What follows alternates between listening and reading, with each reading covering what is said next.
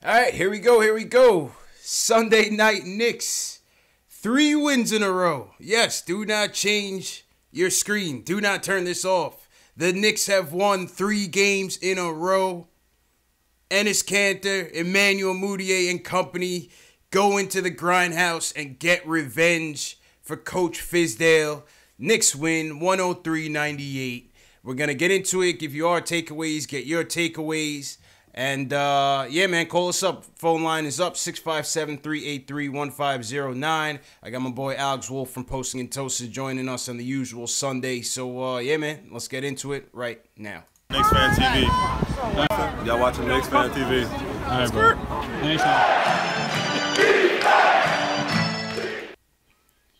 Post-game live. Let me set my guy Alex up here. Al, usual Sunday festivities for us, man. Back again. Yeah.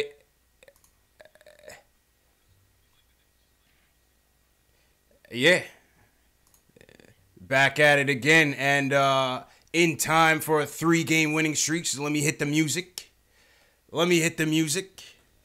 I mean, the tank talk seems to be subsiding, man. You know, 3 games in a row, 3 quality opponents, and it just seems like, you know what, we went into the grindhouse, we played their game, physical, tough, half-court game, and we beat the Grizzlies at their own game, man.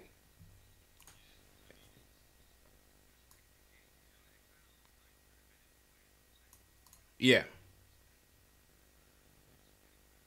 By the Grizzlies, you know, they were looked a little out of their depth, you know, like just that it wasn't going to be their night. And then that third quarter explosion, man. I mean, we crap on Enes Kanter pretty often, but all credit to him. He had a hell of a third quarter. He did the things that he does well to such a high degree that it completely mitigated, you know, his defensive deficiencies and stuff, at least for that one quarter, which is about all you can ask of him.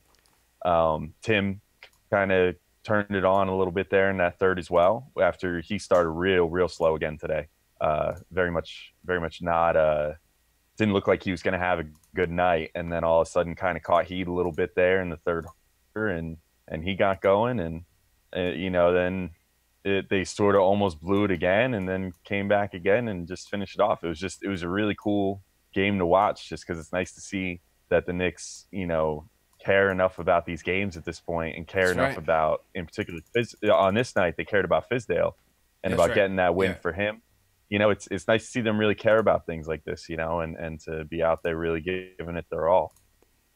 Yeah, all facts, man. And, you know, time and time again, you know, we get on Kanter, rightfully so, you know, when it's due. This was probably one of the first games I've seen Kanter go toe-to-toe with a premier big man and end up on the better side of the matchup. You know, Kanter was dominant, man. Dominant. You know, we got to give credit where credit is due. He absolutely destroyed the Grizzlies tonight. Career high, 25 boards, I believe. Let me go to the box score. 21 points, 26 rebounds, 9 of 16 from the field. Plus 9 on the night for the Knicks in 41 minutes. 41 minutes for Kanter, man. Yep. You know, so give credit where credit is due, man. He put the team on their back in the third quarter. We go out to that 35-19 quarter in terms of scoring. This is just an outright outburst. Fourth quarter, we're up by 9. Grizzlies come charging back. Jaren Jackson is destroying us. I mean, Mount Matumbo all over the place. We couldn't get anything in the paint. He was sending everything back. And, you know, at that point, I think, Memphis starts charging. They start taking the lead up by about 3-5, somewhere around there. But we just hung in there, man. You know what I mean? We just hung in there with gritty, tough defense of our own. Give credit to guys like Vonleh, Kanter, Mudiay was out there playing defense. You know, it was a nice, gritty win, man. And then another thing that I liked was, you know, this was another test. For one thing, on the road, right, against a top quality, second best record in the West. You know, another crunch time test for the Knicks and they passed with flying colors, man. Yeah.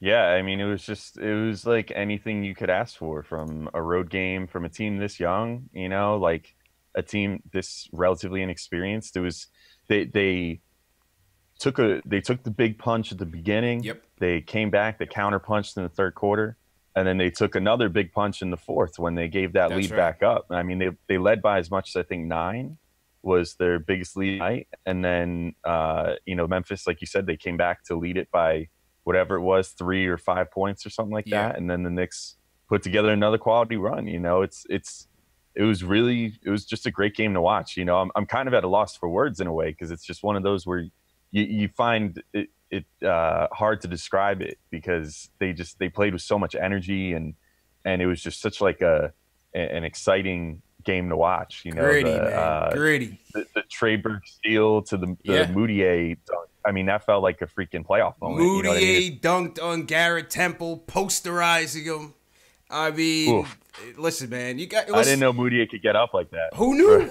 Who knew? I mean, Fizdale has been hitting all the right buttons with this guy Moutier. As soon as he came back from the ankle injury, obviously, you know, he was a bit rusty coming in. But listen, this is about 4 or 5 straight games now that you're seeing positive play from Emmanuel Moutier on both ends of the floor. You know, in our season previews, me, Jay Ellis, you know, our summer season previews, you know, we always talked about whether or not Moutier was going to be the odd man out of the point guard triangle. You know, we talk about Frank needing his minutes. We talk about Trey coming off of last year's stellar performance. But we always said, you know, if Moutier can just put it together, he still has the best tools of the 3 to be the quote-unquote complete point guard that we need. And, you know, he's showing it out there tonight, man. Yeah, no doubt. I mean, he's doing like everything well, which is crazy to think. I mean, if you look at, I feel like if you looked at how he played during, say, the preseason, and then compared it to how he's playing now, you wouldn't even think you're looking at the same player. I mean, he's just, Fizdale's done something with him where he's just, he's like found the key to Moutier's brain that allows him to recognize things on defense, to at least like be passable on defense. And he's playing passing lanes really well on defense. Like, that's been his biggest attribute there, I think, over the last few games or so, since he's kind of been emerging here. But also on offense, I mean, he's finishing so much better. Like, the biggest thing with him was that he could get to the rim when he wanted to, but he could never finish. And now all of a sudden he was more so like on the floor than anything else, man. Yeah, exactly. I mean, so it's wild to see like how well he's finishing now. You know, he's not like a mega high assist guy, but he keeps the ball moving well. You know what I mean? I don't think that he's you know, he would never be, you know, if you handed him starters minutes for like a whole season, I don't think he'd ever eclipse maybe 6-7 assists a game, something like that. But I mean, he moves the ball well. He certainly is not like only looking for his own shot, which is refreshing on a team where like this team in general ISOs a lot, has a lot of players that are consistently looking for their own shot. So it's nice to see him, like he's been good at figuring out the right moments to look for himself and look for others, kind of thing, which is nice to see as well. That's a fact. In that fourth quarter, you know, we end up going into the penalty with 5.5 left. Marcus All just being a crafty player. But, you know, give credit. You know, when we get it down to 2 minutes left, Timmy busts out of his slump, hits a big 3. We go up by 1. And then 1:35 left. Trey Burke jumps into the passing lane, steals it on Temple, and throws it to Moutier, who bashes it on Temple, man. So that was the play of the game. Moutier sealed it. That was maybe one of the top 5 plays of this year so far. I mean, that was oof. That was I got right out of my seat for that one. That was incredible, man. That was such a good play. Shout out above the rim in my chat. Shout out above the rim in the YouTube chat. He said his wife got mad at him because he smashed the table as soon as Moutier posterized Garrett Temple. It's worth it, man. You know, tables are temporary. Emmanuel Moutier dunks are forever. So you know, you gotta. That's it, man. Table doesn't matter. That's it. That's it, man. So we're going to get to the phones, but once again, shout out everybody watching on YouTube, Posting and Toasting, Knicks Film School, Facebook, Twitter, wherever you guys are watching. Happy Sunday. You know, good win. Shout out to everybody in my chat. Let me shout some people out before we get to the phones. Josh Nurse, Mamadou Sekou, Above the Rim. John Talento's in here first. Reaper Man, what's going on? Royce Cujo, Jamie Juarez, the great Ron, Car Guru checking in from Latvia. What's going on, Car Guru? David Carfinkel says, great Team D tonight. Drip Bayless says, Fizz is the Moutier whisperer. Seems so, man. Fizz said he was going to get this kid right, and right now he's on the right track. I see some people are saying Illmatic says, relax on the Moutier bandwagon. I mean, listen, I don't know if it's a bandwagon. I think we just give him credit where credit is due, man. That's what I like to say on the show. You know what I mean, Al?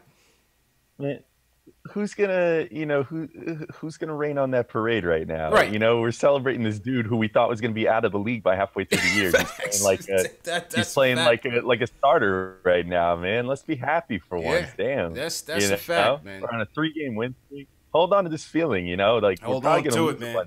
And for any Giants fans watching, you know my pain from today, man. I was a gloomy Gus up until tonight, man, because I was tight, man. And these Knicks Giants doubleheaders haven't fared too well for us, but you know, the Knicks were able to redeem themselves. So, go ahead, Al.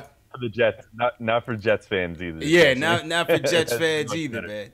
Not for Jets fans. Yeah, the Jet fans quickly talked me off the ledge when I was, proclaiming my sorrow on Twitter. Yeah, you know we can't all have 2 Super Bowls in the last 15 years, man. You know, yeah. So you just got to learn to get down with the Jets fan mindset. You know, that's a fact. Just, take the losing in stride. You know, it's fine. It's good. That's a fact, man. 55 Chess King, what's going on? I see you. All right, let's get to the phones. Julian starts us off tonight. He wants to talk about Moutier. Julian, what's your takes on the game tonight, man? How you doing? I'm good, man. How y'all doing? Good. Good. Yeah. Man, I was so deflated coming off Brady just giving us that ass whooping, but yeah, it's like I was so relieved when Moutier just banged out all up in Garrett Temple's face.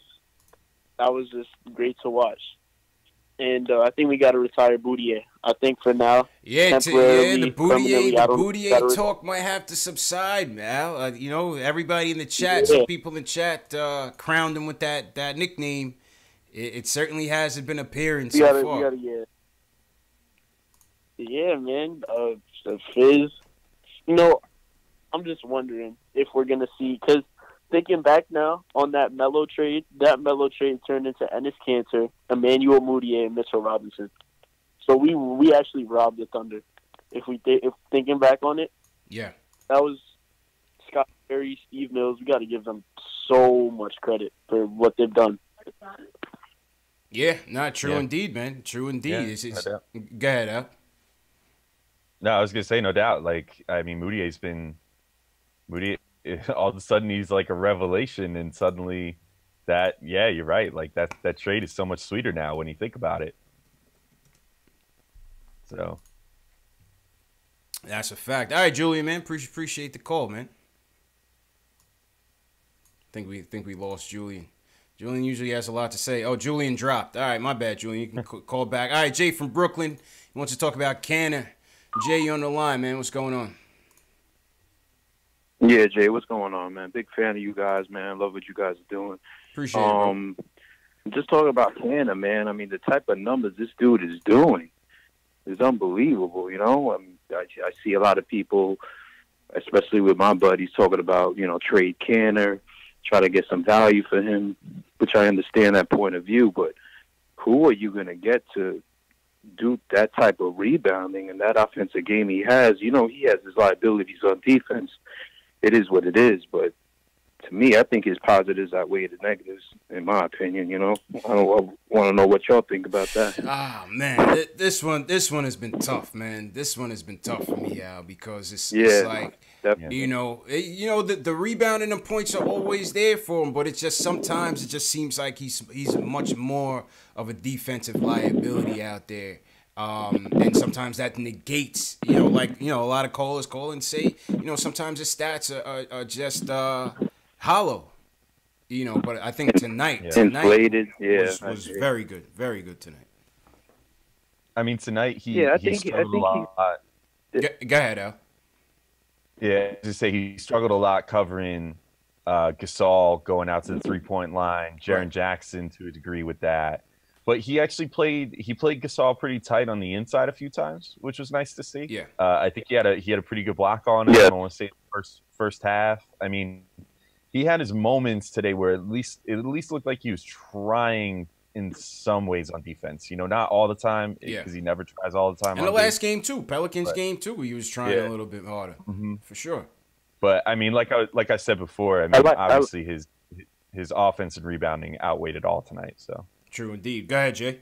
Yeah, that's how I feel. It's like who could you replace, in free agency that's going to get you that type of production on the defensive and offensive end as far as rebounding is concerned. Like we may strike out in free agency, but who if he doesn't get signed to the team, then who could replace that? You know what I mean? So it's like, do you sign him for a very friendly deal?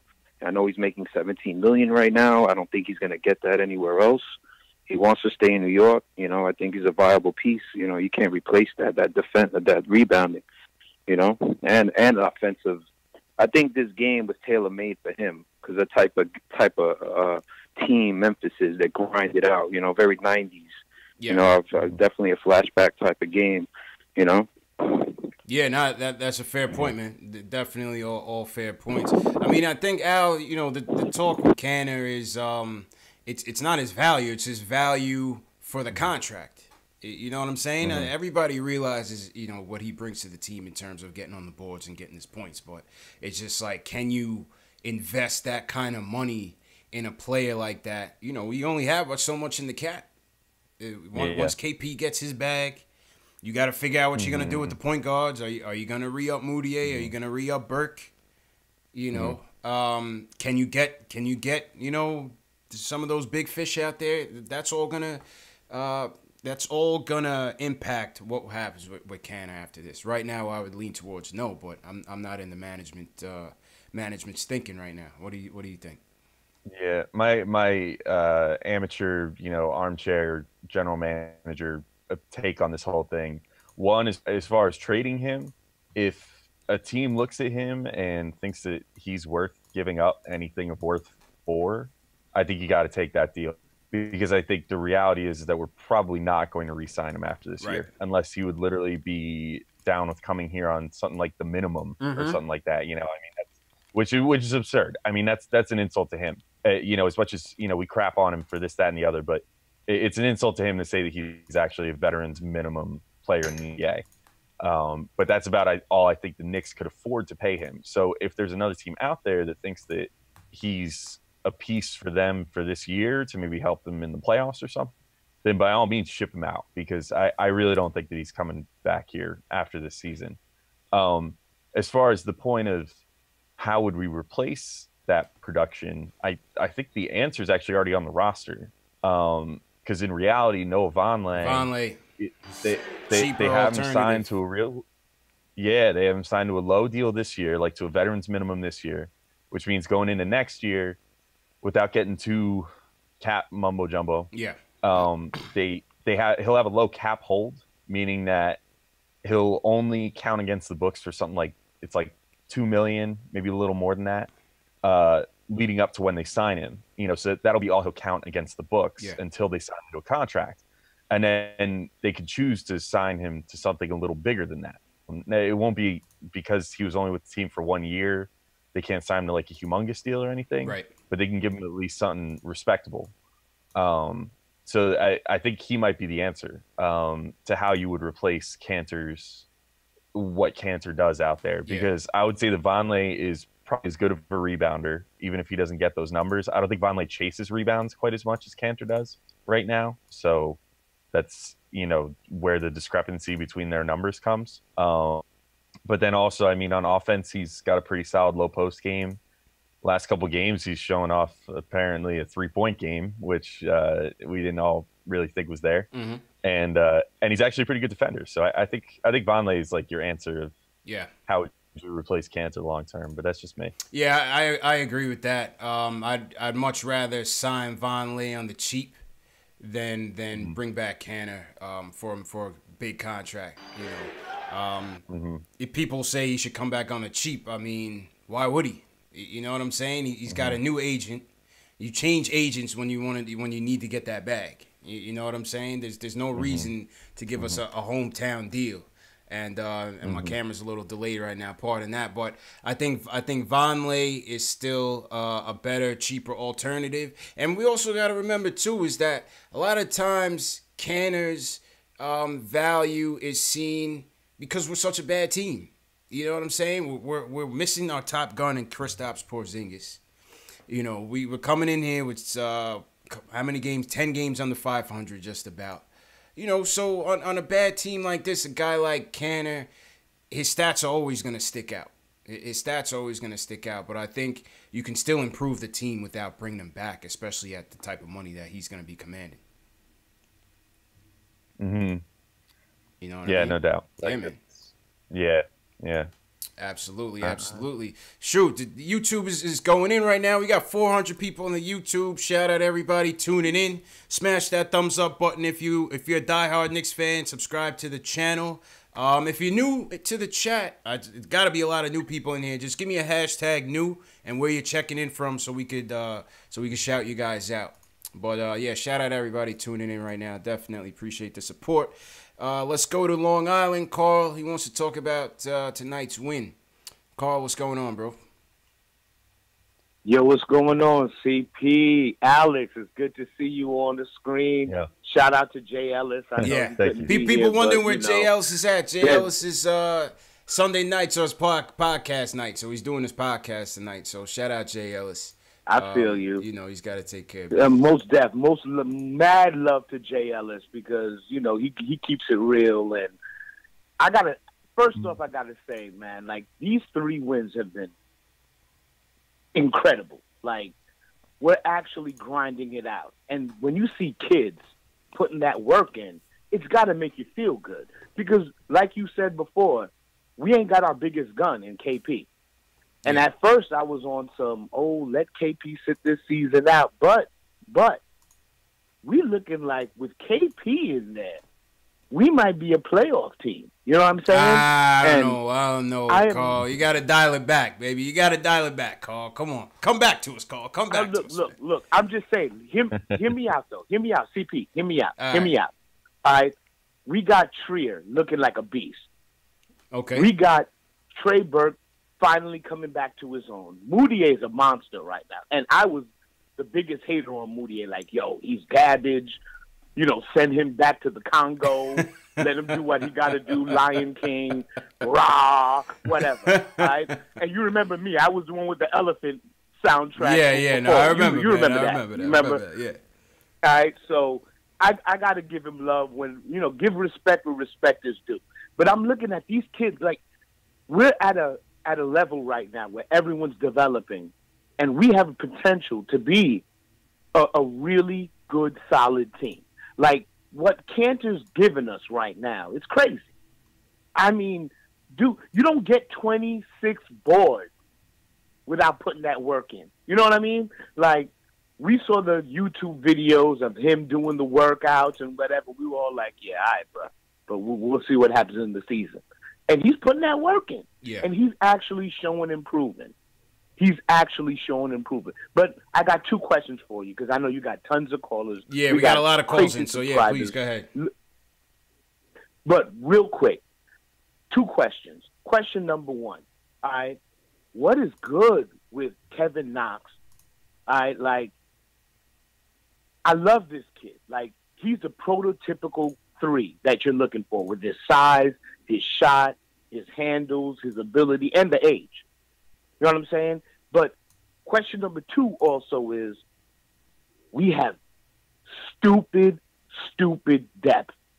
And I'm worried that at the end of this season, because everybody's on a 1-year contract, you know what I'm saying? Mm-hmm. Like, everybody, are we going to lose all these cats? Because I'm loving what Von Lee's doing. I'm loving what Trier's doing. I'm loving what Trey Burke is doing. Yeah. But are we going to lose all these cats? Y'all, you know, I'll let it up to y'all. Throw Appreciate it out there. Talk to the chat. Yo, shout out to the chat, too, real quick. Shout out to But chat. yeah, Chat is let me popping know what tonight, y'all man. feeling All right, about Carl. that. Appreciate it, man. Appreciate it. It's my guy Carl from LI. I mean, Al on the Knox front. You know, listen, man. He's struggling. Primarily, he's struggling on both ends, but definitely struggling on the defensive end. He goes 0 for tonight. I think he goes 0 for 4 or 0 for 7. You know, what's your take on Knox so far? I think fans are starting to get antsy. They want to see that summer league Knox out there tonight. Yeah, and I mean, I don't know. I think he's in his own head right now. If I had to diagnose him, it just seems like he's lacking some confidence in a way, but also trying too hard. You know what I mean? If that makes sense. Yeah. I think he's lacking confidence in himself in a way, but also he's shooting it almost every time he touches the ball, it seems like, on offense, which is a problem. You know, that's not conducive to winning, especially with rookie and you're not necessarily that good yet.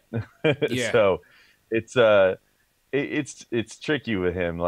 And on defense, defense tonight, I can't fault him too bad. You know what I mean? He had a real tough matchup for him tonight for the short time he was out there. He had Jermichael Green that he had to cover almost the whole time he was out there. And Jermichael Green is a pretty big dude and definitely physically out. Yeah, that wasn't his fight. That wasn't his fight. So, yeah. So I give him a little bit of a pass for that tonight. You know, Jermichael Green was shoving him around like a rag doll, man. He couldn't do anything out there against him. Yeah.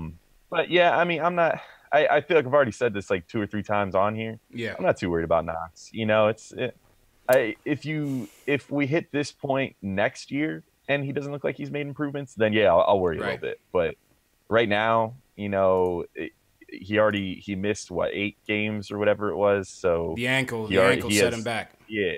So he has 8 less games than everybody else out there as well. I mean, he's just a little lost right now. I like to find it his way. Hopefully he does. Yeah. He'll be all right, man. He'll be all right. You know, like I said, a lot of people are looking for that summer league Knox. And, you know, we just got to realize that, this is the big leagues, man. You know, and, we see ISO out there beasting, and we see Money Mitch out there doing his thing. And, we see rookies of the past, come in and make immediate impacts. Some guys is just going to take a little bit longer than others. Some guys are just going to take a little bit longer than others. We got to remember this kid is 18 years old. Still got to work into his body, get into form. And he'll be back. He'll get up to speed. And the reality of the 3 of them, of Trier, Knox, and Robinson, is that Trier is a revelation. I mean, yeah. Trier, nobody could have really seen that coming. And I mean, he's just way better than anybody thought he would ever possibly be. Mm-hmm. So he's kind of the outlier. Knox and Robinson, I think, are developing about the way you would think they would. Robinson, having some trouble with fouling a little bit.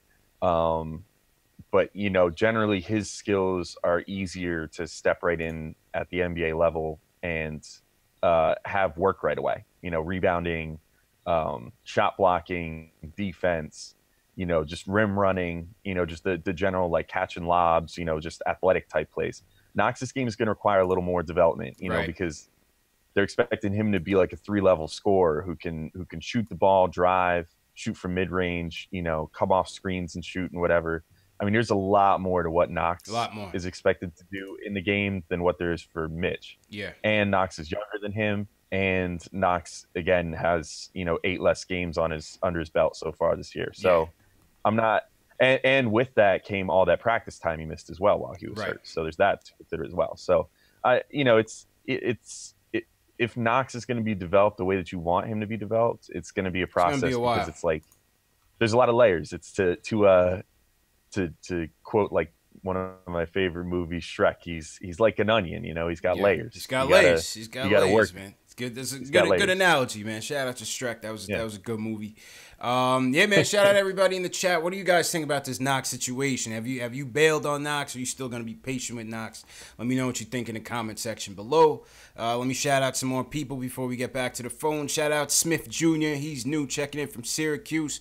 David Garfinkel, new from Manhattan. The Great Ron, new from Brooklyn. Kenyon Chapman from Brooklyn. Adam Feltz from Brooklyn. BK Heavy in here tonight. Sid Leonard, he says he's new. Sid, I seen you in the chat before, man. But shout out to Sid. He's from Uptown Harlem. Shout out Harlem. KB, new from Australia. We got some international folks in here. Shout out Australia. My Sugar, he's new from the Boogie Down Bronx. Shout out Boogie Down Bronx. One Take is new. Shout out One Take.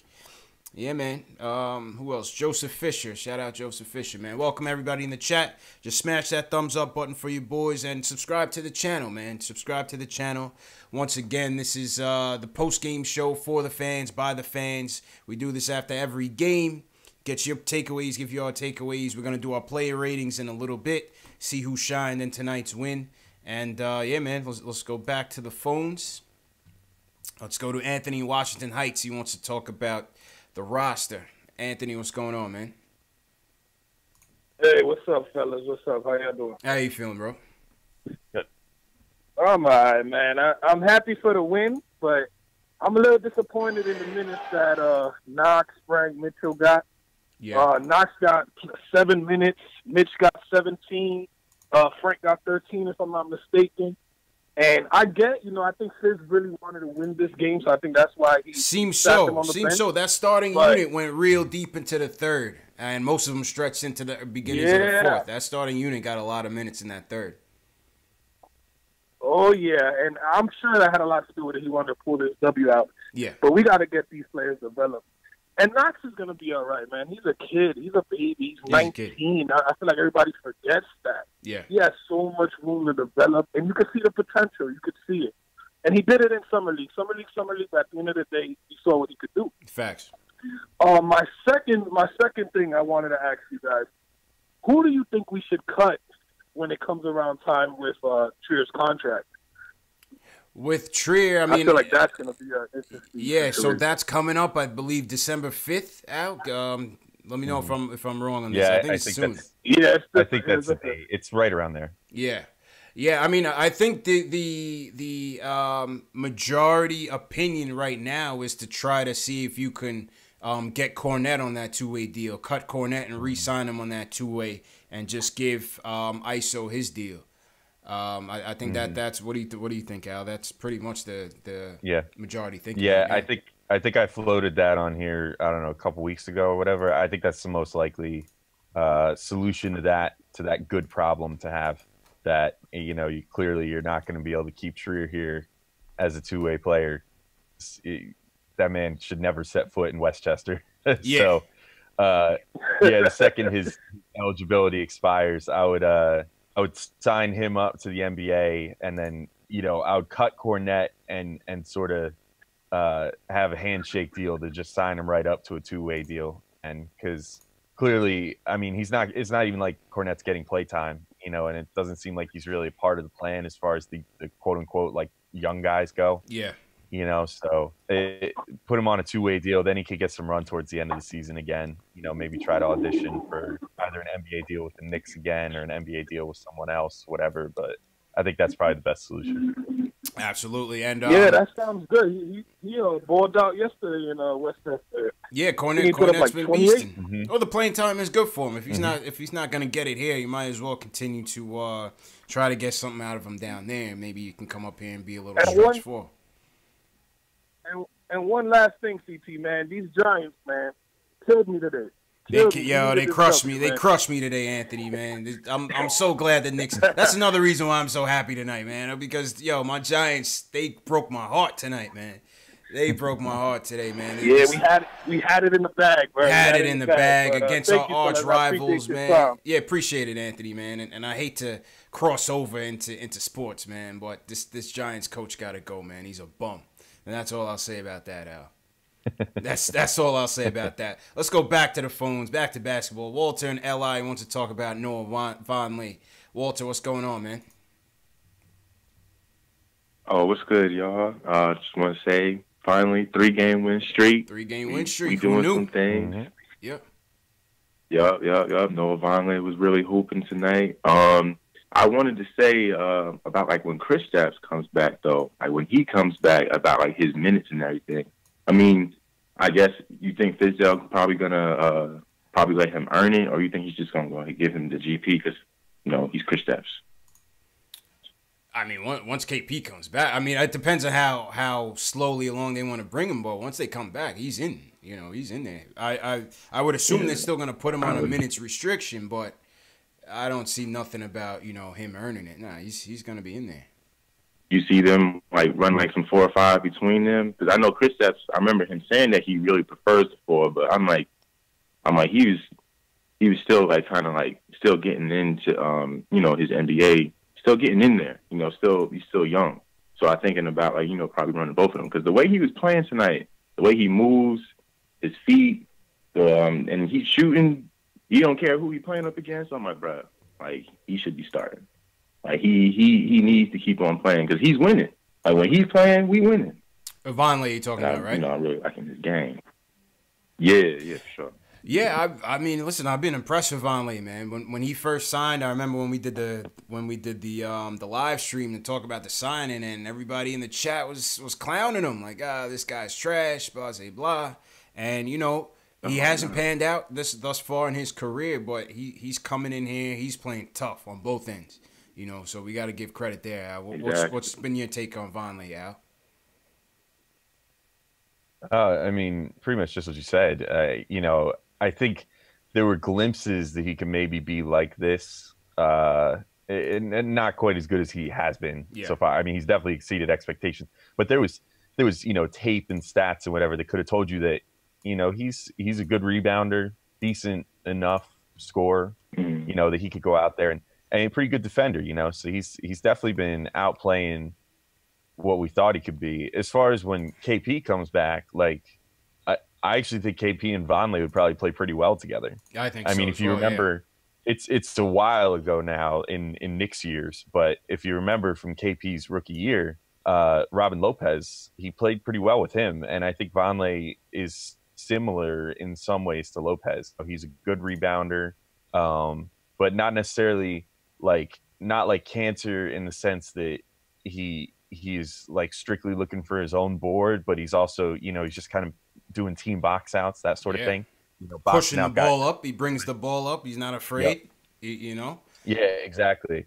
And I mean, I think that he and KP could actually play pretty well together. I think just so. because Vonleh's proven to be a capable defender as well. Yeah. So if Vonleh gets pulled out to the perimeter, he's not totally useless. Yeah. Which means that Vonleh can follow somebody out to the perimeter, and then KP can hang back for that block down low. Which Very is kind of where man. He thrives is as a rim protector. Yeah, I like Vonleh's versatility for sure. Yeah, definitely. So I mean, I think there's and to answer the question about KP also, like earning playing time or whatever, I know that Fizdale has like very much like a tryouts sort of vibe to the season this year, where everybody's just trying out and trying to earn their spot and all that. But realistically, like there are 2 guys on this team that does not apply to or seem to not apply to, and that's Tim Hardaway Timmy and KP. Yeah, Timmy and KP, they got carte blanche because they've earned that right at this point. KP, when he comes back, whatever they say he's good for, I mean, he'll come off the bench to start just because that's just how it's going to have to go, because he's going to be coming back from a major injury and rusty, all that crap. But the second that they feel that he's ready to rock, like he's good to go to start or whatever, he's out there. He's starting, period. Like that's a no-brainer. Factuals. Walter, appreciate the call. Let's go to Doc Ross in Atlanta. He wants to talk about Moutier. Doc, you are on the line. What's going on, Doc? Yo, what's going on, CP, man? Yo, appreciate the call, man. How you doing? Yo, first off, did you see the dunk? Oh, of course I seen the dunk. Hell yeah. Oh man, more so than the dunk, I was happy how, Trey. I mean, not Trey. Was it Burks. Yeah. I was happy how he's pumped up for his own man. You know what I'm saying? And that's what we needed, man. So I was happy. A couple of weeks ago, I was like, yo, I'm getting a Moutier jersey if he keep playing like this, yo. I'm about to put that thing on order tonight, man. You owe too, Doc, because you were the first Moutier hater on the show. I owe, you know what I'm saying? So that's my man for right now. Right? I like the game, right? Like, at times, right, like, when they was down, I thought that, like, it was the refs taking the game away, because this was a bad officiated game. The officiating was all no over the matter how place. You put it. I The thought officiating was all over the place. Exactly. You know, but I think, you know, one thing that's upsetting me, right, I have no problem. I only have no problems with Kanter tonight, right? My problem is, why are you giving Dotson DMPs and you putting Hazonia out there? You cannot have this dude out here, man. If there's anybody that should be let go, is this dude. You know? Yeah. It's like, I wonder, like, do you guys think that they just playing him because he's like Scott Perry? Wasn't he Scott Perry's project in Orlando or something like that? He was, yeah. I mean, Al, what do you think? I mean, I think it's just Fizdale, you know, going through his tryouts once again, seeing who's who and what works. And you can't play everybody, you know. So Dotson hasn't played 3 straight games now. Hazonia didn't close the game. We went with the 3 guards. We went with Moutier, Burke, and Timmy to close the game along with Vonleh and Kanter. What's your take on the Dotson situation? I think like what Fizdale's trying to do right now is figure out what all these guys can bring to the table. My theory, hopefully correct, and you know, if it's not, then I don't know what to say about this. But my theory is that with Dotson, he's already figured out as in Dotson, right? And so he's still using his 20 to 25 game figure it out period here. We're at what today, 21st game of the season, right? Yeah. Mm-hmm. So we're now at about the quarter-way point. So if over the next like 3-4 games we don't see Dotson again, or if after the next 3-4 games we don't see Dotson again, I might get a little worried. But Fizdale's been good about sticking to his timeline so far. So I would think we'll probably start seeing Dotson again soon. I just think that like Fizdale figured out what he has in him. He's got a good defender who can shoot the 3 ball, good on cuts. You know, it's all the dirty work stuff that nobody likes to do. And I think now he's trying to be like, okay, well, let me see Hazonia and see if he does have anything to offer. Yeah. And if not, Hazonia will probably be getting the MP. Yeah. I think so as well. And Doc, appreciate the call. We got a lot of calls in tonight, so we just got to keep it real short. So I've been having to cut people off. Nothing intentional, nothing personal, but you guys understand. What do you guys think in the chat, though, about the whole Hazonia, Dotson situation? Because another thing that's going to be happening, Courtney Lee is on the way back. So you can expect this guy's certain minutes are going to get impacted, including Dotson, including Hazonia, including Kevin Knox. Maybe even ISO. I doubt ISO because I think, Fizz really likes ISO. But we got to play Lee, right, Al? I mean, we got to play him if you're going to trade him. Yeah, that's going to be tricky too. That's going to be tricky just another too. Guy. I do think they need to play Lee for sure when he comes back, because the biggest thing with Lee is like you want to try to trade him like you just said, but last year was a career year for him, and he's 32 now. I think he was 31 last year, I think, so he must be like 32 now. And that's like, it. Courtney Lee got to be older than that. I don't know. Let's check that. No, out. I think he's 32. Okay. Let me check. Hold up. Fact check. Yeah, Let's fact see. check. How old is Courtney Lee? Google. Courtney Lee, 33. I'm sorry, I had him 1 year young. All right. So he's 33 years old. At any rate, he just had a career season last year. So, teams got to see that like he can still maintain that, because a lot of times guys, if they have a career season in their 30s, it's like, well, that's an outlier because we have 10 other years to tell us that's not who this guy is. Facts. So you got to get him out there, prove he can still shoot 40% from 3, prove he can still do all those things that he flashed last year. So yeah, got to showcase. Yeah, definitely. Yep.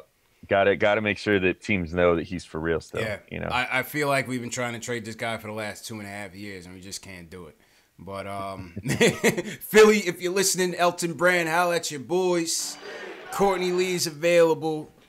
And there's nothing against Lee. It's just, we're trying to build something here, and we're just going in different directions, and we got to try to get his salary off the books to get a little bit closer to our future goals. So Courtney Lee's on the horizon. People in the chat, let me know what you think about this whole Lee situation. How do you think it's going to impact the Knicks? Whose minutes do you think it's going to be impacted the most? And do you think we should even be playing Lee? Some people say, why play him at the expense of the youth? But, like I said, we got to fatten him up and to ship him out of here, man. That's just how it goes.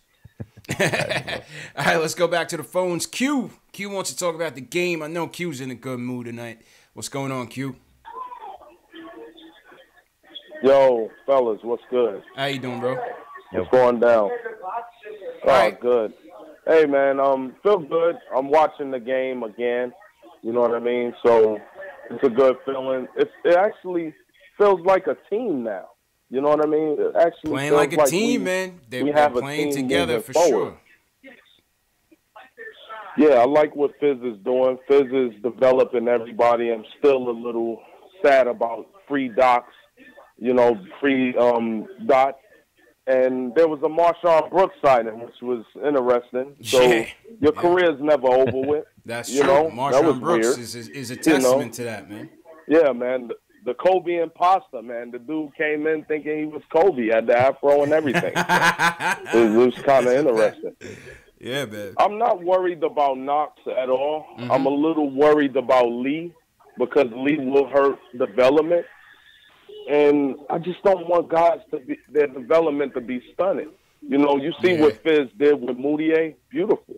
Man, Moutier, you know how we felt about Moutier. Get this guy out of town. Right. And now all of a sudden he's a hero. So I just don't want Lee to be here. I want him out, but we got to play him to get his trade value and then get him out the paint. But other than that, man, I like where we're going, man. When KP comes back, I really hope KP sits out the year. I really don't want him to come back. I want him to be healthy and ready to go. So, hey, if y'all could elaborate on any of those points, I would appreciate it. I appreciate you, Q. Great show, fellas. Absolutely, great show. Man. Always appreciate your support, man. No doubt. Yeah, I mean, Al, with the whole Lee thing, I mean, it's just a part of the rebuild. Part of the rebuild is, yes, you're gonna bring in young players. Yes, you want to develop your players, but you gotta still shift that old guard out. We haven't completely turned the roster over, and Courtney Lee's been kind of that holdover from that, those Phil free agent transactions. So it's just gonna be the cost of doing business and the nature of the beast. He's gonna have to play. Teams are gonna have to see what he can do before they even think about taking a guy with 2 years at $13 million, I think, on this deal. Mm-hmm. That's not an easy deal to offload, man. Not an easy deal to offload. Yeah, I mean, it's just a weird situation. They want to be free agent players, so you kind of have to try to get rid of Lee. You know what I mean? It's like, and it kind of sucks because I actually do like Lee in a lot of ways. Yeah. And I think it sounds like he's a pretty good mentor, the younger guys. But yeah, I mean, you got to try to get rid of him. You got to try to get out from under that money first and foremost, Mm-hmm.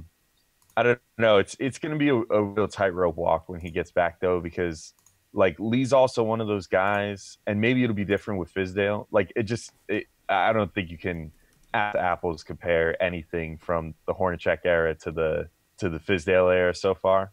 But like under Hornacek, Lee kind of bristled at having to play off the bench, a number of times, and so he was always starting under Jeff.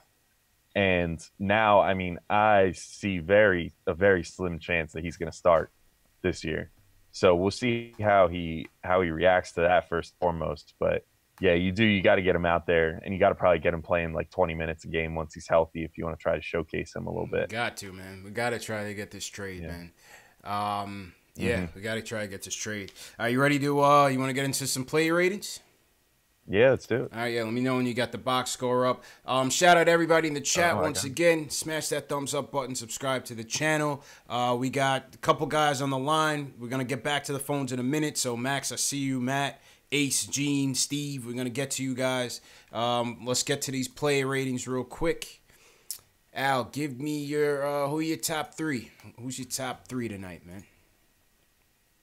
Let's start with the third. Who's your third star? Who are you going with? 3 stars. Third star, I will go with. I'm going to say Timmy.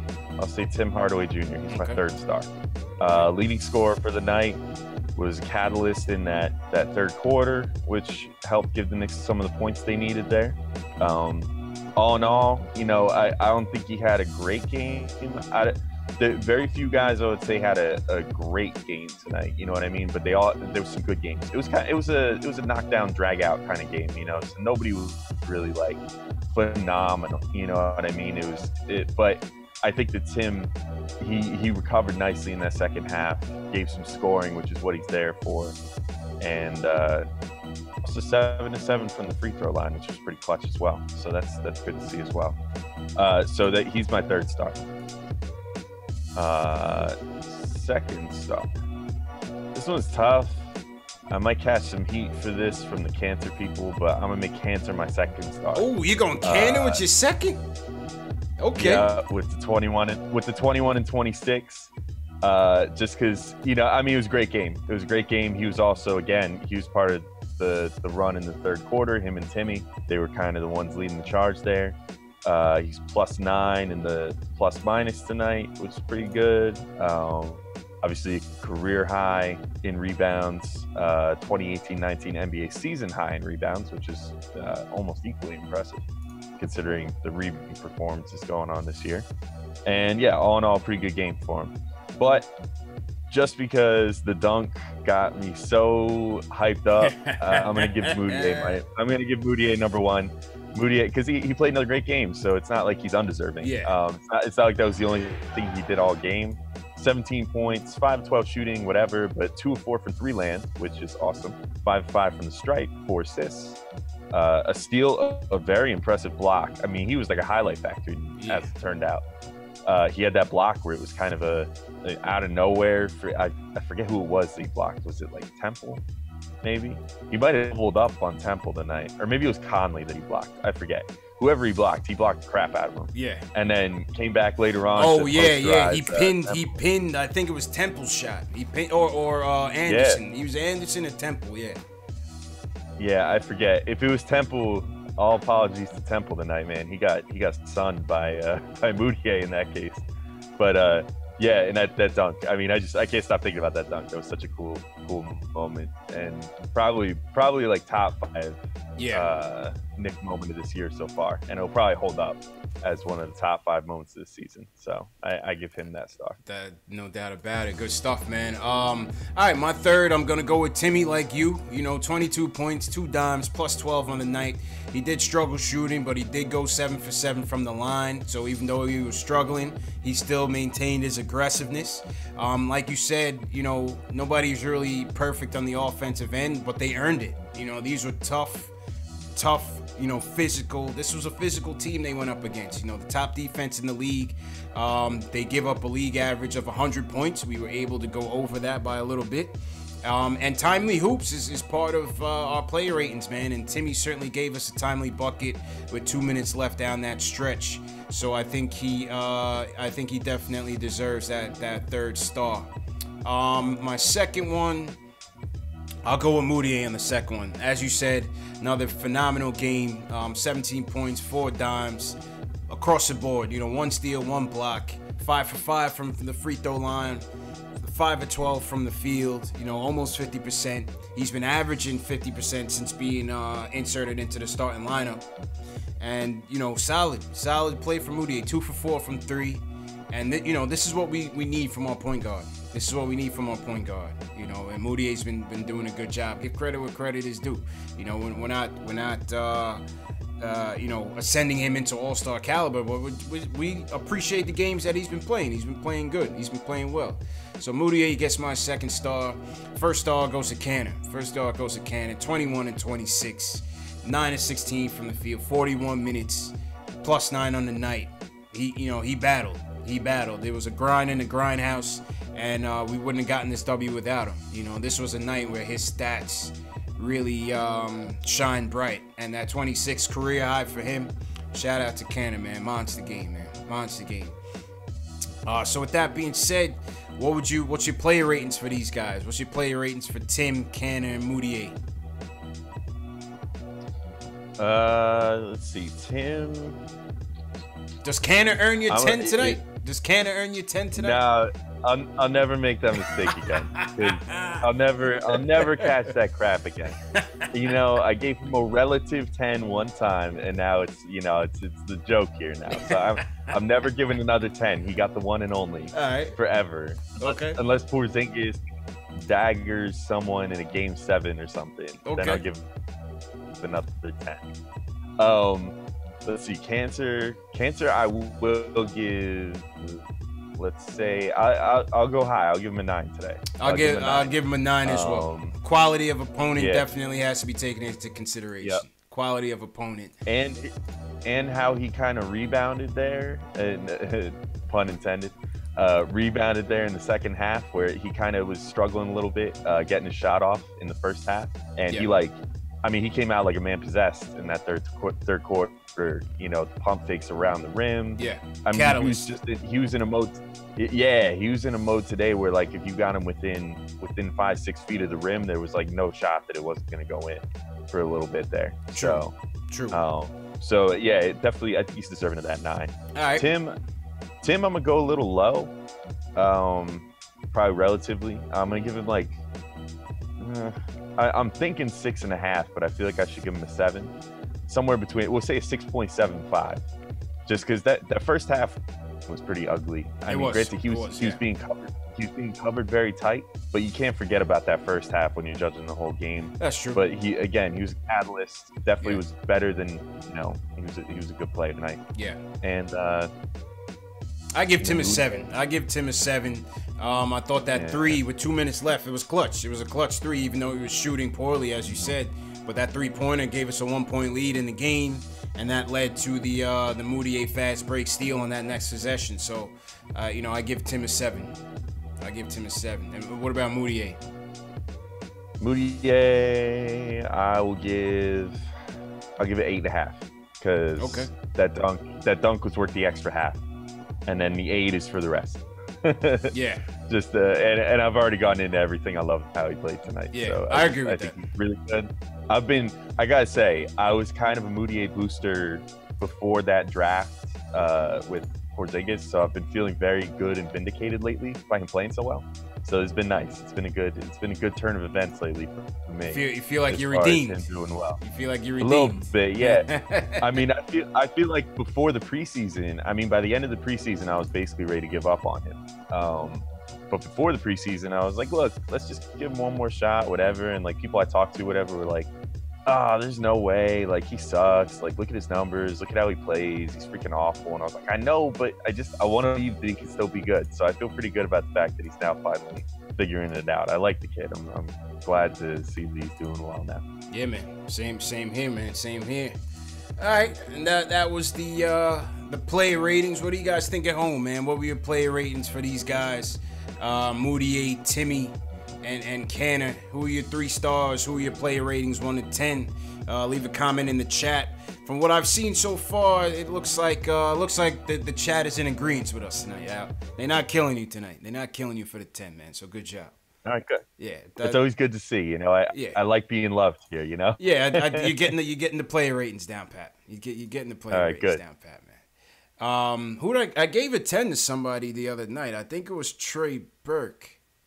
The Celtics game you had to, right? Yes. It had the Celtics one, right? Yeah. I gave Trey a 10. I gave Trey a 10. My first 10 of the season went to Trey Burke in that Celtics game because he was lights out, man. Lights out. That was worthy. Yeah. That was a worthy cause. Mm-hmm. Did you see the speaking of Trey Burke, did you see the picture of Trey Burke's grandpops rocking Jay Ellis's tees at the Thanksgiving dinner table? Did. Yeah. That was awesome, man. Yeah, man. He's big now. Yeah, those shirts are cool, man. I gotta buy one for myself. Early Christmas gift. Factuals. Jay Ellis still supposed to send me my shirt. Jay Ellis, send me my shirt, man. Yeah, I can't decide what player I want, man, because there's like 3 or 4 I really like. I can't decide which one is my favorite. Yeah. Nah, shout out Jay Ellis, man. Definitely shout out Jay Ellis. We had ISO's aunt was in the chat last Friday night. Friday night Knicks. ISO's aunt joined us for Friday night Knicks. So the family's certainly tuning in, man, and some of the players as well. So That's been good to see. She was just on Hard Knicks Life, I believe. Yeah, his mom was on Hard Knicks Life. His mom was on Hard Knicks Life for sure, man. Yeah. That's so funny. The chat's laughing at me. I told you about the Burke 10. They call me Tack. All credit due. They call me Tack. Call me all the way from Hawaii, and because I gave Burke a 9 originally, and Tack called me all the way from Hawaii, and he was like, it's a 10, and was convincing. Was convincing with it too. So, shout out to Tack, and shout out to everybody in the chat, man. Definitely smash that thumbs up button, hit that subscribe button for us. If you are a diehard Knicks fan, this is definitely the channel for you. CP here from KnicksFanTV. My man Alex Wolf from Posting and Toasting, one of the top Knicks blogs out there in the stratosphere. Definitely check out his writing. Check him out on Twitter as well. That's my guy, man. Appreciate you, Alex. How much time you got left, Al? We got a couple more calls in the ducket here. Just let me know how you looking on time. Dude, whatever. I got time. All right, cool. I got time. All right, cool. So back to the phones as we wrap up. Let's go to Max from the Bronx. Max, what's going on, man? You want to talk about these winning ways? What's going on, bro? What's going on, CP? What's going on, Al? Yo. Good, man. How you doing? I'm all right. I'm all right. It's crazy. So, I don't know what this Knox thing is. Maybe because Doncic is playing so well, people want to try to bash Knox. Knox can't even get in a rhythm. How can you get in a rhythm if you're only playing like 6 minutes? How do you do that? It's impossible. You know what I'm saying? So I don't know what this thing about why people so hard on him. It's like the Knicks fan base want people to be bust so they can say they're right about something. Like, you cannot get in a rhythm in 6 minutes. Now, for the winning ways, right? I feel a little weird about it. I'll be honest with you. I would be 50 times happier if we were winning with Mitch, Schreier, which we kind of are, Vonleh, Frank, and Knox. I would be 10 times happier because it'll be like, okay, the young guys are growing and they're doing what they're supposed to be doing. But, I'm like 31, right? So I've been watching the NBA for a very long time, right? And there's a thing called contract time and contract year. And when this contract year, certain players play a lot better than they usually would play. And there's 2 players specifically who are in the contract year. And those players are named Emmanuel Mudiay and Trigger Trey Burke. So, me personally, and Al and CP, I want you to speak on this. Do you really believe it? Do you honestly believe it? In your heart of hearts, would you put money on it? I mean, would you put money on it? I wouldn't put money on it, personally speaking. I don't believe it, personally speaking. Wait. Put money on what, though? Put money on what, though? Put money on him being who he is right now for the majority, say the next 15 games. I wouldn't put money on it, personally. I don't know, man. I don't know. I don't know, man. I watched the NBA too long. Because you know what's going to be a problem and it's going to be a problem with Fizdale. This thing with Hezonja starting and Hezonja getting minutes, that cheap what you kill thing, somebody's going to throw it in his face very soon. All you have to do is start losing again. Once they start losing again, that locker room is going to be a little funny because Hezonja has earned nothing. Hezonja, and I love Hezonja. You know how bad I want him to be good? He is terrible on all fronts, passing, shooting, defense, IQ, whatever you want to put it. Dotson literally does everything you want him to do, and you don't play the guy? I don't get it. Like, what is the excuse for this? What is what more does he need to do? If Dotson right now would ask for a trade, I would tell him trade him, and I love Dotson because it's not fair. You're playing Hezonja. Hezonja does running hooks on a fast break with another guy to pass to. He's like a moron. He does stupid stuff. He does the dumbest stuff. I mean, you ever seen in your life. listen, I think Hazonia leaves a lot to be desired. He looks like he should be playing soccer, Al. For some reason, the guy just seems more built to be playing soccer than to be playing basketball, man. I don't know, man. Yeah. I mean, I again, we already talked about this like ad nauseum today, but I think Fizdale's just trying to see what he's got in Hazonia, and you know, it is what it is. Like, I think eventually he'll come to the same conclusion that we're coming to, that like Dotson should probably be playing, and Hazonia should probably not be playing. So I'm fine with just waiting it out, you know, for these couple, you know, more games or whatever, and see what comes of it. But I think Fizdale's also all for. I think it's just like an unfortunate circumstance that like this 3-game win streak started on that night when Hazonia was that the first start that Hazonia got? Yeah, or did yes, it was. Start before yes, that? It was. That was his first night. Yeah. So I mean, I think it's just kind of an unfortunate thing that like the whole team has been playing really well once he got inserted in the starting lineup, even if he himself hasn't been playing that well, because now Fizdale clearly, when you hear his comments, he values things like, oh, this starting lineup has been winning for us, you know, so that's what he's going to value. But you see, like you already noted, you know, Hazonia didn't close the game tonight, so clearly he knows that Hazonia is not the answer to be out there in the clutch moments, you know. So it's whatever. Like, again, I'm not sweating it. I'm not. Also, to the other point that he was making, like, I'm also not sweating giving Burke and Moutier minutes, because, like, Moutier more so than Burke even. Moutier is really controlled by the team. He's a restricted free agent at the end of the year because he's still on his rookie contract. So you're in a situation at the end of the year where if he plays up to the point where, like, you know, you want to keep him, you have a lot of options to keep him. Yeah. So he's literally on the same contract as Porzingis is. You know, he's on this 4th year of his rookie deal, where you get all those rights to keep him and all that. So no problems with playing him if he's going to keep playing the way he is. But, like, I don't know. I get the feeling maybe Burke would give the Knicks sort of a if anyone was going to give the Knicks sort of a hometown discount, I think it'd be Burke. Yeah. Not that New York is his hometown, but like this is the team that gave him a shot last year. You know, when he was all but washed out of the league. You know, he was about ready to be in the NBA. Right. And they gave him that other shot. So I think maybe he would be the type of dude to give them you know, a little discount to stick around and hopefully be here for the winning times. I agree. We'll see. I agree with that. And I don't, you know, to Max's point, appreciate the call, Max. We just got to run to other calls, but I'll just close on your point on this. I don't really see playing Moutier and Burke as a hindrance to the development of the rookies. I think these guys are equally as young. You know, Emmanuel Moutier is 22 years old.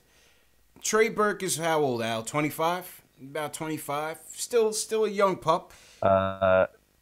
You about that? I think him and Timmy about that. About 25, I believe. You know, but you still got to see what you have in these guys. You still got to see who's going to be moving forward on this rebuilding train.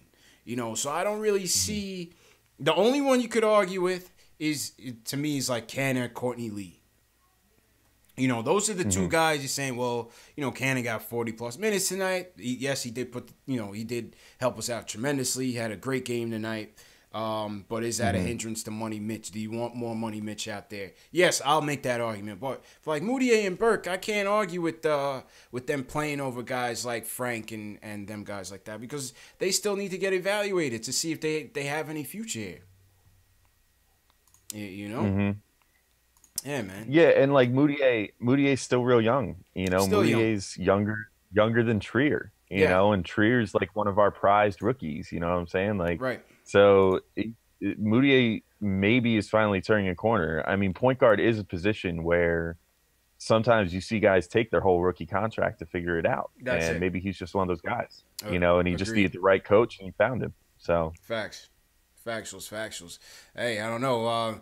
Maybe Fizz will have that same magic with Mario. Max, just stay patient, I guess. Stay patient, everybody in the chat. Once again, shout out everybody in the chat. Jamal Simpson, Sid Leonard, what's going on? The Entertainer is in here. My man, The Entertainer. Shout out The Entertainer. If you guys haven't followed him, any Giants fans out there, definitely follow the Entertainer. My man, the Entertainer, had 1,000 plus people in his Giants Philly live stream today. I was in there watching along, pissed off as he was. But yeah, shout out the Entertainer, man. He had a monster day today in his live stream, and yeah, he's in the chat right now. All right, let's go to Matt from Florida. Matt, well, speaking on the Kanter topic, Matt thinks Kanter should be starting more. What's going on, Matt? Hey, thanks for taking my call tonight. First of all, I want to talk to the young bucks in here. I'm an old school Knicks fan. I'm 45, okay. So I've watched the Knicks through the 90s. Excellent. When defense was a premium. That's fact. That's a fact. The Knicks, to me, tonight held a team below 100 points. Yes, they did. It drives me nuts when the Knicks allow guys to just drive through the lane, not get a hand on them, not play any kind of defense. Because defense wins games. And the Knicks defense was the best tonight that it's been all year long. So you want to know my player ratings? I'll throw it in there. Okay. Kanter was number one. I'm sorry. You can't replace 26 rebounds, 21 points. That dude is a double-double machine. His one deficiency is defense, but the man beat up tonight on a lot of possessions. He altered some shots. He got in there, and I got to say this: I would like to see Mitch Rob and Kanter on the floor together. If Robinson could learn not to foul out, they'd have twin towers. They'd have two guys that could. Robinson is a better defender, maybe in terms of blocks. He gets a lot of blocks. Can't score a lot, but maybe that's something that'll develop over time with a jump shot. He gets a lot of putbacks. Kanter is just an old-school, grinded-out center down low, and he commands a double team. They got to learn to pass better out of a double team. Yeah, he's got to learn. Kanter was my number one guy tonight. Mm-hmm. I love Kanter. I think he's untradeable. He's one of those assets you just do not want to get rid of. So you'd want to spend the money on him? You'd want to invest the money on him going forward? I'd keep him. Keep him. You need an old school center like that can just grind out rebounds. She's like a Tyson Chandler. Those kind of scorers. Tyson's got, no kind of three. I don't want to see Kanter taking threes. I don't know how the audience feels about that, but Kanter can't shoot threes. His game is not, that ain't it. That ain't it for Kanter. He's trying out there. He's trying to adjust to that style of play, but he's trying. I know Fizz wants him.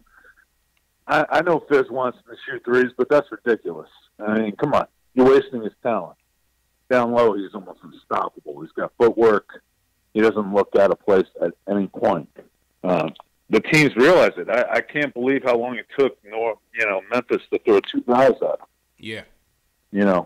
And the big part, too, is when you get doubled down low, which what happened to Kanter, on a few possessions, somebody else, one of the guards actually has to come to the ball.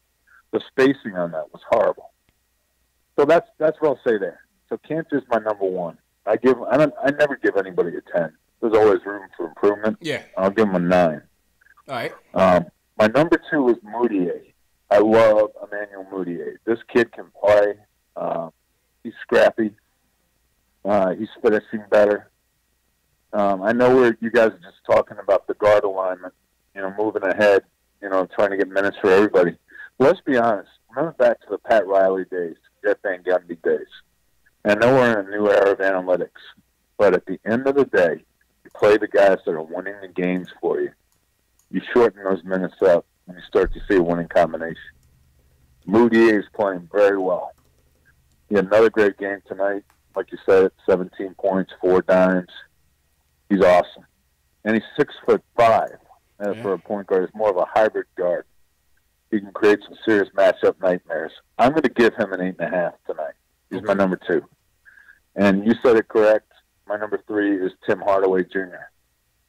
All year, he's been the Knicks' most consistent player, at least, scoring-wise. He may not have scored, loaded the stat sheet tonight, but he did have 22.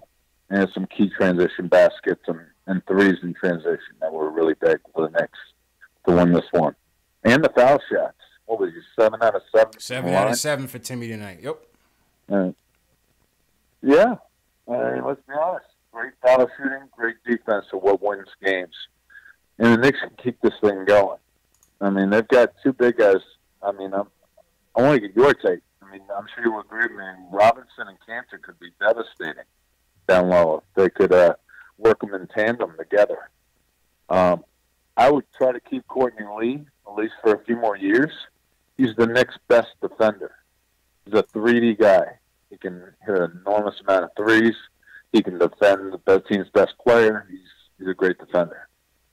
And, you know, I just think that, like, you know, guy, and I heard somebody say that they wanted to see Nicolina come back in. I think that guy's garbage. I think he's a defender, but he's got no offensive game, nothing. And when the game is on the line, you can't count on him to deliver. I'm sorry. You guys are going to win the game for you, big clutch players.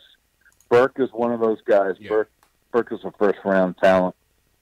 So is Alonzo Trier, ISO Zoe. The only reason he wasn't in the first round, let's be honest, because he failed those PED tests. Right. That's it. That's it, man. That's the only reason. I'm from Westchester myself. Okay. I've only been here a few years. All right. So I've been watching Knicks basketball. I live, breathe this team. I love the team. There you go, man. Well, yeah, we definitely appreciate the call, man. Yeah, I think this is your first time calling, man. Definitely appreciate you calling back as well, man. Yeah, y'all got a great show, man. Thanks. Absolutely great show going here. Thanks a lot, love man. The feedback. Thanks for the support, man. All right. And yeah, I like when the old school fans call in, Al. You know, I like the old heads like myself that remember the '90s Knicks. So shout out to Matt. Unfortunately, like I said, we just got to run through the calls before we wrap up for tonight. Well, what was your take on? I agree with most of what he said, but I'm not sure about the Kanter and Money Mitch part playing together. I wasn't too sure. I'm not too sure about that one. What do you think about that combo? I think they're okay together. I mean, like, if you could play Kanter and Vonleh together, you could certainly play Kanter and Mitch together. Yeah. I don't know if it's like a perfect pairing. Like, I think he was talking about the whole like Twin Towers thing. I think that sort of thing is getting a little bit antiquated. Yeah. In today's game, like, you kind of need. I don't know, because it's like Mitch's biggest strength is defending the rim, but if you put him out there with Kanter can't chase guys on the perimeter, and Mitch can. So then you're taking away one of Mitch's best strengths. So it's a thing. You know what I mean? I don't know exactly. They've tried that a few times this year. They did. Kanter with Mitch, and I mean it sort of works. I mean sometimes, you know what I'm saying? Like they just. Something about their games, it's not a perfect match. You know what I mean? It's that way, yeah. Yeah, at least I don't think so. But yeah, and also I don't know how I felt about his Frank assessment personally. He said Frank That's just garbage. Me. Man, he said Frank is garbage. I can't deal with that, man. It's gonna take Frank time, man. It's going to take him time, you know? It's going to take him time. Yeah. I see both sides of the Frank argument. I understand the people's frustrations with him. But at the same time, I sometimes see things in him that it's like, all right, give him some more time. Give him some more time. Let him cook. I mean, he's younger than Mitch, all things considered, too. That's the biggest thing that I keep going back to is, like, people treat Mitch with kid gloves of, like, oh, he's young, he's fouling, blah, blah, blah, he's learning. That's true. But it's like, hey, you know, Frank's younger than him. Well, he might be a second-year player, but But see, the thing is, Frank, for his whole career, Frank will never be able to shake the Donovan Mitchell connection, the Dennis Smith Jr. connection. He's never gonna shake that, and that's gonna be to his detriment for his whole career, no matter what he turns out to be. You know what I'm saying? Because offensively, he's never gonna be that stud like they are. You know what I'm saying? And that's always. However, Dennis Smith Jr. is never going to be defensively with Frank. Right. So. Right. And right now he seems like a mental case. Yeah. I want no parts of that guy. I still don't understand how people like cheerlead for Dennis Smith Jr. I want no parts of that guy, man. Yeah. You know what I mean? Yeah, no doubt. All right, let's run through some more real quick. How you doing on time, man? I'm fine. All right, cool. Yeah. All right, we had a couple people waiting for a while, so I just want to get it through. All right, Ace from Queens wants to talk about the tank. Ace, what's going on, man? Are you angry about this win? Hey, what's up, man? Shout out to y'all for answering this call, man. Absolutely. Yeah, I'm never mad about a Knicks win. I'm never mad about a Knicks win. Knicks gotta definitely show what they could do. They definitely have to show the talent that they have in these young boys. That's why I hear guys talking about playing like Kanter, maybe more minutes. Nah, you play Mitchell, man. Let these boys audition. I don't know if y'all talking about future or y'all talking about right now. But if you're talking about right now is the future. You got to play them boys. Because really and truly, the only way we're going to get that little draft pick, I say a lottery pick right now is better than being the 6th seed right now. We're not this year. I don't think we're a 4th seed, home court advantage team this year. Not at all, right? We're nowhere close. Not at all. So nowhere close. So I'm not going to be satisfied with 6th, 7th, 8th seed and then losing that draft pick. Because for right now, the future is now. Like a caller called earlier, we could strike out in free agency. It's not a guarantee that these big free agents that we talked about are going to come to New York. So let's develop this young talent. Let's get a next little lottery pick for next year. So what brought other play like a LeBron to Lakers was seeing that young talent blossom. That's all right. Maybe a free agent going to see that. Let them boys play. This year's just an audition right now. Shea got to play. Courtney Lee even has to play. Certain kind of situations, you're like, guys, why is this guy in the game in this situation? Yeah. Hey, let's see what he could do. Let's see. Why is he in the 4th quarter and 4 minutes ago? Let's see what he could do. Let the other team see what he could do. Okay. Things like that. We know what Timmy could do. We know what Timmy going to bring us. Mm-hmm. We know what Kanter going to bring us. We know Moutier was always going to be a lottery pick if we didn't pick KP up that year. So he was always a high on everybody's high draft board at that time, and he's developing still. Frank, you got to play Frank. Defense, to win championships is always going to be that point guard in front of him. And we're going to have to let him play defense on that point guard like Lowry, whoever's going to be in front of him when it's going to be that time given. Defense win games. So lock down that point guard. Let KP and them guys do their job, put up the numbers like they're going to get paid to do. Yeah. And that's how I see it, bro. I see it ain't called tanking. You're going to play hard. But when you see the lineup out there, you're going to be like, damn, that kind of look like a tanking lineup to me. But, hey, let them guys play ball, man. Let them I don't play know ball. what you think. I don't know what you think about that. I appreciate it. I don't Ace. want to get bounced in the first. My fault. I had to cut him. My fault, Ace. We got people on the call. But I get your point, man. We got to just let these guys play. Let the chips fall where they may, Al. You know what I mean? And with the Frank thing, listen, it may – defense wins games, defense wins championships. Ace is 100% right on that. And that's why, when Matt says, Frank is garbage, I still think you could still use his defense. He may never be the point guard that we want him to be. He may be somebody else. He may be a weak 3, but a strong defensive player. And maybe that's what it is. But I still think he can still be of value to us. And I think he'll continue to be that way as he matures. Oh, yeah.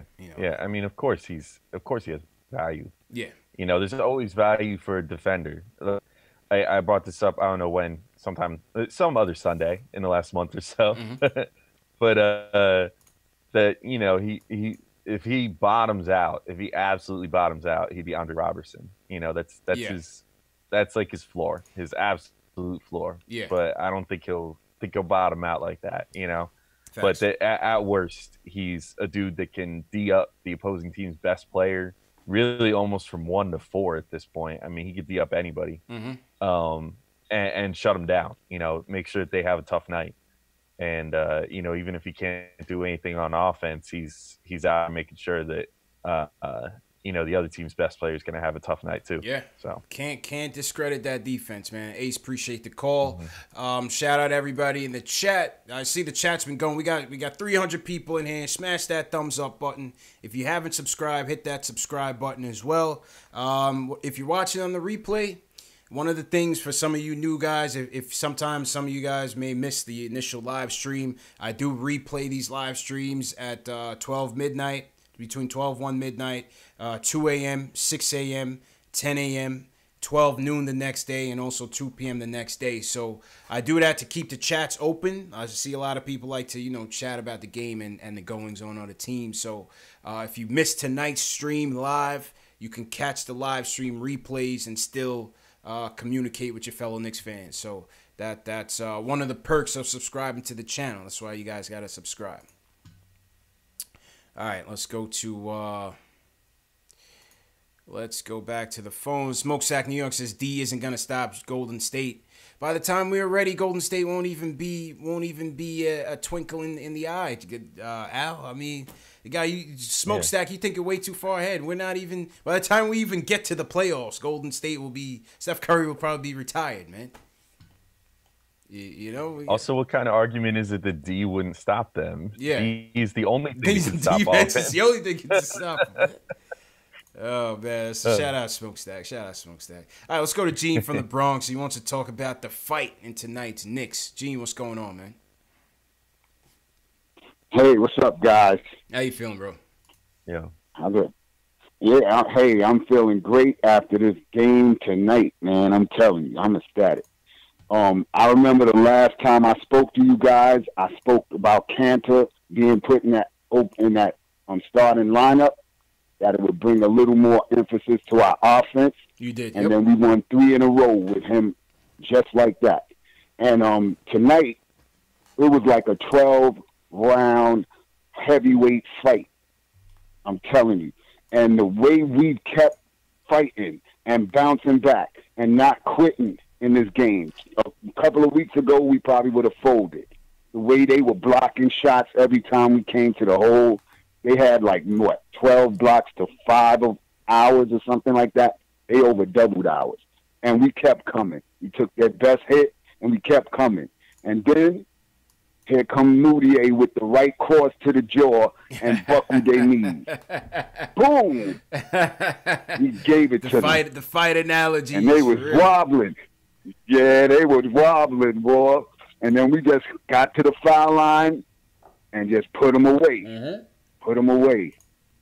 And that's the fight that Fizdale's bringing to the table. They wanted it. They wanted this one for Fizdale tonight, no doubt about it. They wanted it for Fizz. Yeah, they did it for Fizz. And I told my man earlier, I said, "Yo, this game is for Fizz tonight. I know they coming to get it for him." And that's just what they did. I'm sorry his suit got all wet up because I heard they threw water on him, but that's funny. Yeah, I heard. But it's all good. As long as we got the W, now it's on to the Pistons. You got to keep this train rolling. Facts. Yep. Facts. All right, G. So what do you guys think about the fight? Oh, man, and appreciate the call, G. No, the fight was excellent, man. Like I said, I thought they played hard for Fizz. They wanted this victory for him, coming back to the grindhouse. This was another part of the revenge tour. So they went to Boston, got their revenge. They got their revenge on the Pelicans, who beat them in New Orleans. And now they get more revenge at the grindhouse, man. So it's a character-building win. It's a character-building win, man. I'm definitely proud of them. Definitely proud of them, man. Yeah, and it was cool to see Fizdale got kind of emotional post-game as well. Talking with the reporters and stuff. I saw a little something about that from JB, Knicks Film School, tweeted that out. Shout out JB, shout out Knicks Film School. Fizdale got a little emotional after the game, talking about how the players all said they were going to do it for him. Nice. And, win this game for him against the Grizzlies. So that was cool to see, man. Yeah. It was nice to see. You could tell the players wanted to win it for him, and it's nice to see that the Knicks have a coach that all the players love so much that they're willing to go out there and, do something strictly on his account, you know? Yeah, I mean, like you said, refreshing to see that they actually respect the coach because Jeff Hornacek was roadkill, man. But but yeah, man, shout out to Fizz and definitely congrats to Fizz. Alex from Westchester, he wants to talk about free agency. Alex, what's going on, man? Yeah, how you guys doing tonight? Appreciate you having me on. Appreciate it, Al. What's going on, bro? Yeah. Well, before I go into free agency, I heard that comment about Frank. I've been talking to my boys. I think Frank is floor Tony Allen kind of player. That's a championship player. Be able to bless to get there. Mm-hmm. But in terms of free agency, I'm just curious, both your opinions. What happens if we don't sign a Klay Thompson, a Kawhi, a KD? Yeah. What would you guys do if you were the Scott Perry and Mills in New York? What would you do the next 2 off seasons? Keep going. Keep going. You know what I'm saying? I mean, obviously, Al, you got coming up. You got AD. You got Greek Freak. You know, I don't like chasing these free agent dreams. You know, we've had our hearts broken already. LeBron, the whole summer LeBron thing crushed me because I really thought he was coming to the Knicks that year. So yeah, if we strike out, we strike out. You know, we just keep building through the draft, and you know, maybe you'll get a home run, and maybe this team will continue to gel with the young pieces that they acquire. You also you may be in a position one day to strike a trade. You know, a sign and trade or package up some of your young assets. You know, maybe a Knox and an ISO might get you a big time player that might be the missing piece that you need to take that final run. What you think? Yeah, my thought would just be if they would strike out on the big names this summer, just basically roll it over. You know, don't make any rash signings. Don't overpay someone just because the money's burning a hole in your pocket. That's the biggest thing I would say, and you know, just kind of almost do it like how the Lakers did it this offseason. Yeah. Like they got LeBron, but they had another maximum slot that they could have given to someone else, and instead they signed a whole bunch of dudes just on 1-year deals. Once they realized that they weren't getting George, or they weren't going to trade for Kawhi, or you know, things of that nature, and they knew that money wasn't going to get used in any way. For on like a big name, like on someone worth the money, then they just sign a bunch of guys to 1-year deals. That would kind of just be my solution. You know, just don't go out there and splurge on someone who's not worth it. Don't panic. Yeah, no doubt. So that would be what I would say. Just kind of roll it over. Just be like, look, like, okay, we didn't get KD, Kyrie, Kawhi, whatever, but next year there's there's Anthony Davis will be the big fish in the 2020 free agency. Is Giannis, is he 2020, 2021? I forget. But yeah. Whatever year, like you said, he's coming up too. So, you know, you just kind of trust that your process will pay off at some point to Phillyify it. Trust the process. Trust that process. Trust that it would pay off at some point and someone would want to come here. That would just be my thing. Yeah, I definitely agree with that. Alex, appreciate the call. Don't panic, man. Just keep building. If we strike out, we strike out. Keep building. You know, eventually, like Danny Ainge did, eventually you acquire all these assets, and when the iron is hot and you're ready to strike, you flip those assets into a KG and a Ray Allen, and away you go, and you build that with your pieces that you already have. Some of these guys that come in here now, those could be trading pieces for the right trade. You know, not just for any trade. Those could be the building blocks for the right trade. And that'll be a even trade for us for once that we don't get fleeced, you know, and when we're ready to take that corner. So just steady build, man. Steady build. All right, let's take one more. Once again, appreciate everybody for tuning in. Appreciate everybody for calling. Hit that subscribe button. Smash that thumbs up button if you're a diehard Knicks fan. We appreciate you guys coming in. And hope to see you guys Tuesday night on the Detroit game. All right, Delano, we're going to go to you. Let's close this out for tonight. Delano wants to talk about the game overall. It's my guy, Delano. Only right that you close the show, man. Yo, appreciate it, man. What's going on? Salute to everybody in the chat. Salute Alex. What's going on? How y'all feeling tonight? Hey, good win, man. Feeling good. Absolutely a great win. Look, I'm gonna be honest with you. The caller from Westchester, the old school Nick. Yeah, I disagree with that. For one, Frank is still young and still developing, and again, he's learning the game from the European style. You know what I'm saying, to how we play in the NBA today. So again, you got to exercise some patience. It wasn't that long ago we was writing off Moutier. Oh, trade Moutier, cut Moutier, Moutier's trash. And now look who's playing like he, you know what I'm saying? Like one of the most improved player candidates. Yeah, so let's not jump the gun with that. Second thing I want to talk about, I like Kanter and Vonleh, and I don't know if y'all guys pay attention to the chat that much, but I always said that the pairing Vonleh and Kanter on the floor is what I wanted. It's something that I've been, kind of, aiming for, especially because I don't like the signing of Hazonia. I feel like you could get anybody to fill that spot personally, but specifically, I wanted that pairing of Vonleh and Kanter because it balances out Kanter's defensive deficiencies and his liability on the floor by adding Vonleh on there, because Vonleh can stay with his man, can affect shots as well. You know what I'm saying? And he jumps for it. He doesn't really chase down rebounds, but Kanter does that. So, you know what I'm saying? It balances out. But if y'all seen J. Michael Green tonight, now maybe I can see why I've been saying the whole time that specific name of what I wanted in a trade with, you know what I'm saying, as far as if we could give up Lance Thomas or even Lee and get J. Michael Green on our squad. Because look at what he did in just a short amount of time coming off of that fractured jaw situation. 6 points, and that's not, again, that pain is going to affect your offensive game. I don't care what nobody say. As a player or a former player, I'm telling you that little things like that will affect your game. But still, 7 boards, 2 blocks, you know what I'm saying? He affected the game and made it difficult for Vonleh. Yeah, he's a tough player.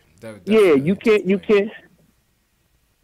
But imagine having him on the floor with Mitchell Robinson coming off the bench. You know what I'm like? That is a scary idea. That is a scary thing for other players.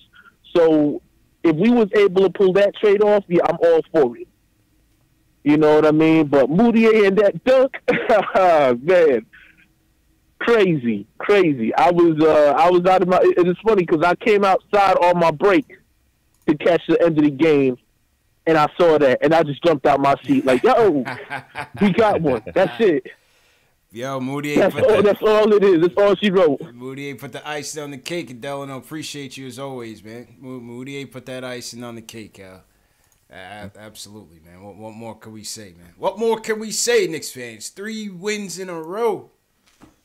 The tank has been put on ice for a second, man. I don't know. Where's the tank? Where is Knicks tank right now? Where in the world is Knicks tank right now? I don't know. The tank is stalling. The tank has stalled out, man.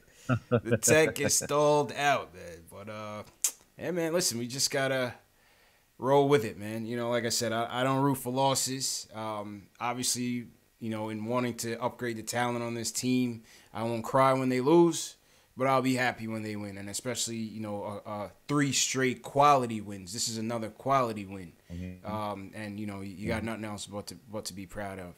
Again, you know what I'm saying? So with that being said, my guy Nick says we got to hit the music. So we'll hit the music for him. Al, I'm going to put it on your screen. If you want to close out, promote yourself. Appreciate you once again, man. Alex Wolf, Sunday night team. Hey, man, love to have you on here, man. Love to have you on here. But go ahead and close out, man. Yep. So, happy to be here again. I'm Alex Wolf. I'm on Posting and Toasting. That's SB Nation's Knicks blog. So postingandtoasting.com. Catch me on Twitter at @TheAlexWolf, ALEXWOLFE. Catch me also on Twitter on @PTKnicksblog. That's the Posting and Toasting Twitter account. And as usual, that's about it for me. But happy to be on here, man. I'm loving this little Sunday tradition we got going on. Sunday tradition, man. The Sunday tradition that's been going well, man. And appreciate you once again, Al. And for everybody watching, for everybody tuning in, hey, 103-98 Knicks win, 3 straight wins in a row. What more can you say, man? Tonight we had almost 500 people in the chat tonight. Goes to show you, when the Knicks win, listen, man, people are proud of this team. We had so many people coming in from worldwide. Shout out to everybody that was tuning in from wherever you were from. We had somebody as far as Australia tuning in. Had a lot of new callers. Shout out to all the callers that called in. Apologies to those who we couldn't get to tonight. It's a long show, man. We got to keep things running. But make sure you guys follow me on Facebook, Instagram, Twitter. KnicksFanTV. You could always find me on any one of those platforms. I'm always talking Knicks. Smash that thumbs up button for your boy. That's the best way to support the channel. Subscribe, hit that thumbs up. And leave a comment in the YouTube. If you guys are watching the replay, leave a comment in the replay. I'll get back to you. And if you missed the live stream tonight, the next one will be back on about 12:30 a.m. Eastern time. After that, it'll be 2 a.m., 6 a.m., 10 a.m., 12 p.m. Eastern, and 2 p.m. Eastern. So the live chats will be up and going if you want to talk about the game and recap with your fellow Knicks fans. So let me shout out some more people in the YouTube chat real quick. Shout out to Dark Shadow Media TV, appreciate it. Reaperman, appreciate it. Godzinga's team. Will Cushman, always appreciate you. Nick Reyes, appreciate you, bro. Blah, I don't know. See you later. Jamal Simpson, appreciate it as usual. SS Television, always in here, man. One of my regulars. Keith Sinclair as well. Call me Tack, all the way from Hawaii. Shout out Tack. Flacco, I see you, Flacco, on Instagram as well. Shout out Flacco. John Talento, first guy in here, appreciate it. Mateo914, appreciate it as well. Anybody I missed, nothing personal, always appreciate the support. Like I said, man, I'll see you guys Tuesday night. Knicks Pistons, join us back here after the post-game show. Let's see if we can keep it rolling. Can we make it 4 in a row? Let's see, man. Alex Wolf, appreciate you once again, man. Always appreciate your insights, bro. Yeah. Of course, man. Yeah, happy to be here. Yes, sir.